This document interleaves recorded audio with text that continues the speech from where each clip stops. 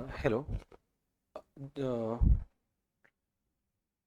Topic जो हम start करने जा रहे हैं वो है वर्क डन। वर्क डन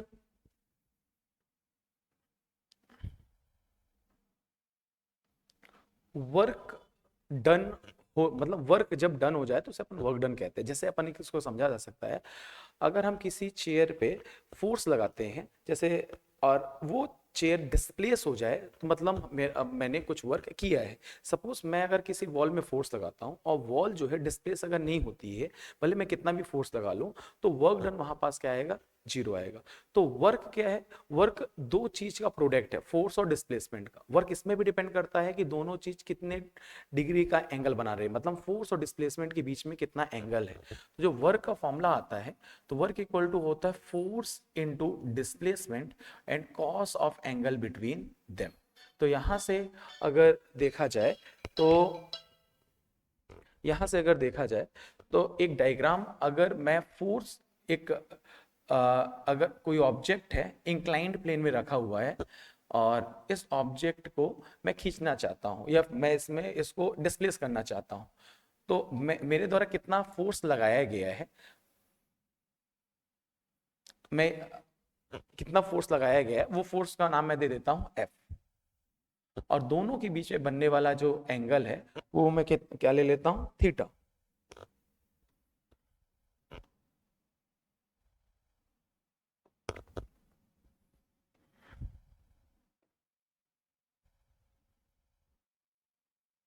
कोई ऑब्जेक्ट है उसको अगर मैं डिस्प्लेस कर रहा हूं तो कितना मैं फोर्स लगा रहा हूं? एफ। और दोनों के बीच बनने वाला एंगल कितना लिया मैंने? थीटा। और एस क्या है यहाँ? डिस्प्लेसमेंट। पहला, अब वर्क जो है वो वर्क दो चीज का प्रोडक्ट है, फोर्स और डिस्प्लेसमेंट का। और इन यहां पास फोर्स जो है वो एक वेक्टर क्वांटिटी है और डिस्प्लेसमेंट भी क्या है? वेक्टर क्वांटिटी है। तो वेक्टर रूल के हिसाब से दो वेक्टर का अगर अपन प्रोडक्ट करते हैं तो यहां पास वर्क एक स्केलर क्वांटिटी निकल के आती है।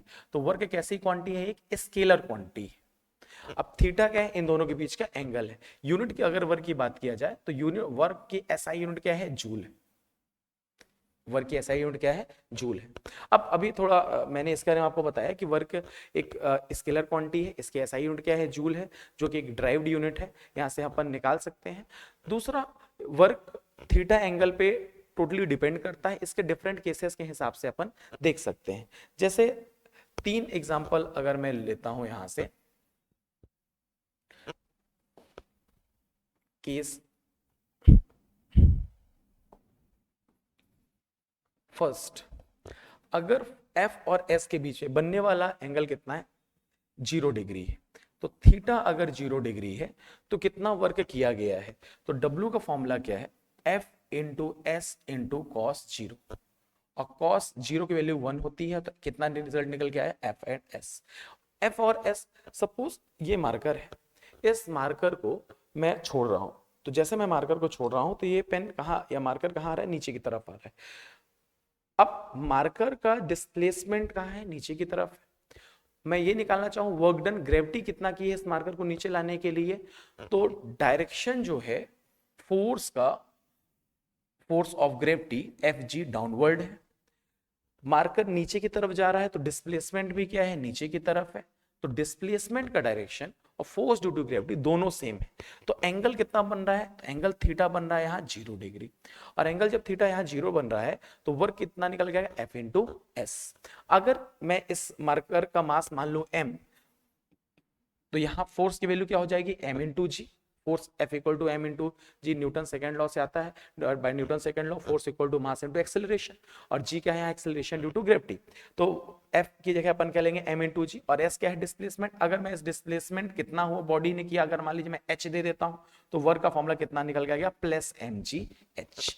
केस वन के हिसाब से अगर थीटा एंगल हो, थीटा अगर 0 डिग्री होता है तो हम मैक्सिमम वर्क कर सकते हैं। तो जब भी हमें वर्क डन मैक्सिमम चाहिए रहता है तो अपन मैक्सिमम कोशिश करते हैं कि थीटा की वैल्यू कितनी हो? 0 हो। पर डिफरेंट डिफरेंट एंगल बन सकते हैं जिससे वर्क की वैल्यू भी क्या हो सकती है? चेंज हो सकती है। ऐसा भी हो सकता है कि मैं फोर्स बॉडी में लगाऊं और बॉडी डिस्प्लेसमेंट एक भी ना करे तो वर्क मेरा 0 भी आ जाएगा। वहां पास भले मैं फोर्स लगा रहा हूं पर वर्क मेरे को 0 मिल सकता है डिफरेंट एंगल पे। तो केस 2 में अपन इसको देखते हैं।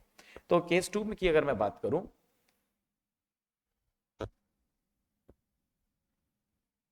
केस 2 की अगर मैं यहां बात करता हूं तो अगर work W equal to F into s into cos 90 degree, तो अगर मेरा थीटा कितना हो जाता है 90 डिग्री, मतलब दोनों वेक्टर क्वांटिटी के बीच में बनने वाला अगर एंगल कितना है 90 डिग्री है, तब की ये कंडीशन है। तो यहां से डिस्प्लेसमेंट मान लीजिए और फोर्स क्या है, ये दोनों के बीच एंगल कितना बन रहा है 90 डिग्री। यहां से अगर अपन देखें तो बॉडी अगर मैं खड़ा हूं और मार्कर मेरे सिर पे रख दिया गया और देखा जाए कि work done by the marker कितना होगा, अगर मैं सरफेस में आगे बढ़ रहा हूं तो मार्कर का वेट डाउनवर्ड लगेगा, तो डायरेक्शन ऑफ फोर्स क्या बनेगा मेरा, जो डायरेक्शन है फोर्स का वो कैसा बन जाएगा, डाउनवर्ड बन जाएगा। तो एफ जी क्या लगेगा, डाउनवर्ड। और मैं हॉरिजॉन्टली मूव कर रहा हूं तो डिस्प्लेसमेंट का डायरेक्शन कैसा हुआ, एक्सिस में, और दोनों के बीच में एंगल कितना बनेगा 90 डिग्री बनेगा। तो वर्क कितना हो गया, cos 90 की वैल्यू कितनी होती है, cos 90 की वैल्यू होती है 0। तो यहां से वर्क कितना निकल के आ गया 0।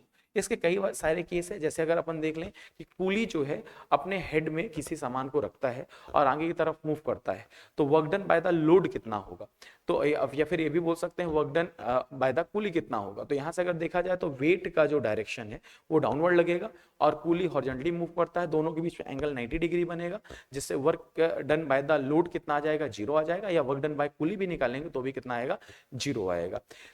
0 वर्क डन के और भी कंडीशंस है। अगर कोई बॉडी सर्कुलर मोशन में मूव करती है या सर्कुलर पाथ में मूव करती है, तो जब कोई ऑब्जेक्ट सर्कुलर पाथ में मूव करती है तो एक सेंट्रीपिटल फोर्स बॉडी में इनवर्ड की तरफ लगता है। और अगर सपोज ये कोई पाथ है, इस पाथ में बॉडी सर्कुलर मोशन पे है, तो डायरेक्शन अगर देखा जाए तो सेंट्रीपिटल फोर्स, जब सर्कुलर मोशन होता है जो फोर्स लगता है बॉडी में वो सेंट्रीपिटल फोर्स लगता है, और सेंट्रीपिटल फोर्स जो है वो इनवर्ड लगता है। तो centripetal force F c inward लगेगा, और डिस्प्लेसमेंट जो है वो 90 डिग्री में ही होगा। क्यों, आप मैथमेटिक्स के लॉ के हिसाब से अगर आप देखें तो टेंजेंट और रेडियस के बीच में बनने वाला एंगल हमेशा 90 डिग्री होता है। तो थीटा कितना होगा 90। यहां भी अगर बॉडी सर्कुलर मोशन में है तो सेंट्रीपिटल फोर्स कहीं भी हम निकालेंगे, सपोज यहां निकालते हैं तो डायरेक्शन इसका इनवर्ड होगा सेंट्रीपिटल फोर्स का, और डिस्प्लेसमेंट का डायरेक्शन कैसा होगा यहाँ 90 डिग्री में से, तो थीटा कितना बन जाएगा 90। तो if body is moving in a circular path then the work done by the body in circular path will always be 0। तो 0 दो कंडीशन, एक इस डायरेक्शन के हिसाब से भी आ सकता है और इस कंडीशन के भी हिसाब से आ सकता है। नेक्स्ट अगर अपन और भी कंडीशन में देखें कि थीटा की जो वैल्यू है डिस्प्लेसमेंट ही ना हो, सपोज मैंने कोई सामान लेके हाथ में रखा हुआ हूं और मैं मूव ही नहीं कर रहा हूं, तो डिस्प्लेसमेंट 0 होगा तो भी वर्क 0 आ सकता है।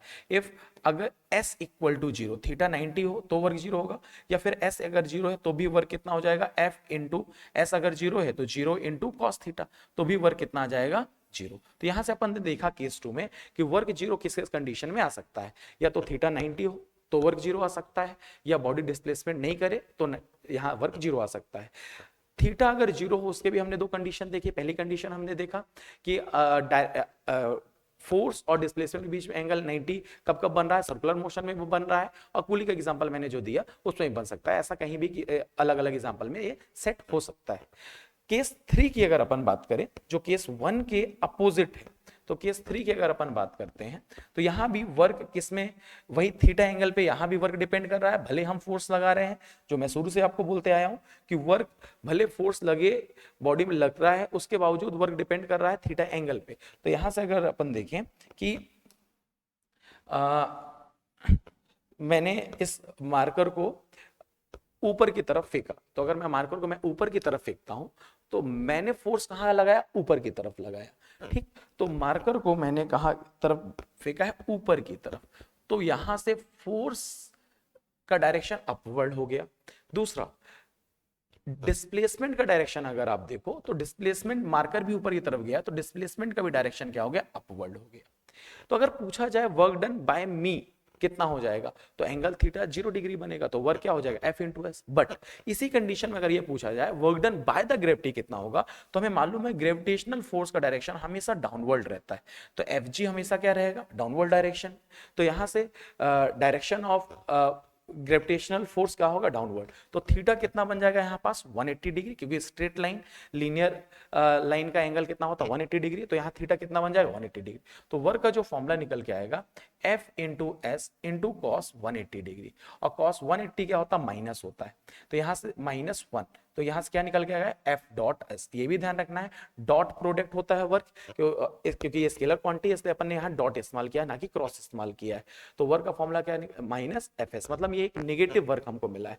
फोर्स की जगह में हम mg रख सकते हैं, माइनस m इंटू जी इंटू एच, तो वर्क कितना हो गया हमारा, नेगेटिव वर्क हमको मिला। तो यहां से मैंने ये आपको एक्सप्लेन किया कि थीटा चेंज करने से बॉडी मैक्सिमम वर्क भी दे सकता है, नेगेटिव वर्क भी दे सकता है, इवन वर्क 0 भी आ सकता है। तो वर्क डन कुछ ऐसा अपन समझ सकते हैं इसके यहाँ पास। और भी एग्जांपल्स इसके हैं, न्यूमेरिकल्स भी हैं। न्यूमेरिकल्स अगर आप देखो कि सपोज एक एग्जांपल मैं ले लेता हूं कि बॉडी अगर फोर्स 10 न्यूटन लगा रही है, न्यूटन क्या होता है, किलोग्राम मीटर पर सेकेंड स्क्वायर, 10 न्यूटन लगा रही, और बॉडी डिस्प्लेसमेंट कर रही है 20 सेंटीमीटर, तो वर्क मुझे निकालना है, और थीटा एंगल कितना दे दिया है 60 डिग्री। तो वर्क का फॉर्मूला क्या है, F into s into cos theta. तो यहां से कितना निकल के आया है, F कितना है 10, पहले तो सेंटीमीटर को मैं मीटर में कन्वर्ट करूं, क्योंकि हर टर्म ऐसा ही यूनिट में होगा, तभी मैं वर्क यूनिट जूल लिख सकता हूं। तो यहां से, क्योंकि जूल क्या होता है, न्यूटन इंटू मीटर होता है जूल, तो जूल अगर न्यूटन इंटू मीटर होता है तो यहाँ पास सेंटीमीटर को मेरे को मीटर में कन्वर्ट करना पड़ेगा, तो 20 अपॉन में क्या लिख दूं इसको 100, तो ये क्या हो गया मेरा मीटर में आ गया, इंटू कॉस, कॉस कितना है 60 डिग्री, कॉस 60 की वैल्यू होती है 1/2, यहाँ से 1 2 2 जीरो कैंसिल, और यहाँ से 2 आया, कॉस 60 की वैल्यू 1/2, तो आंसर मेरा कितना आ गया 1 joule. So if applied force is 10 Newton and it displaces a body up to 20 centimeter, if the angle between the force and displacement is 60 degree, then the work done on it is 1 joule. So और भी different इसके examples हैं, इसको अपन देख सकते हैं।